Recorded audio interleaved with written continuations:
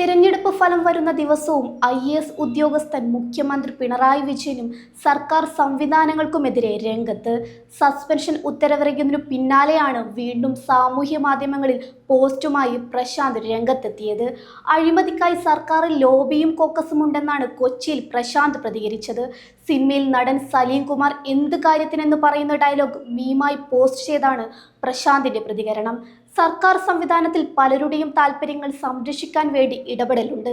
ജയതിലകിന്റെ വിഷമം പരിഹരിക്കാനായിരുന്നു തനിക്കെതിരെയുള്ള ആദ്യ നടപടി. ഇപ്പോഴത്തെ അച്ചടക്ക നടപടിക്ക് പിന്നിൽ വഴിയെ പോയ ആരുടെയോ പരാതിയുണ്ട്. പക്ഷെ അതൊന്നും നിയമപരമായി നിലനിൽക്കില്ല. മുൻ നടപടിയിൽ ഹിയറിംഗ് നടത്താൻ മുഖ്യമന്ത്രിയോട് ആവശ്യപ്പെട്ടെങ്കിലും 1.5 വർഷമായി പരിഗണിച്ചിട്ടില്ല.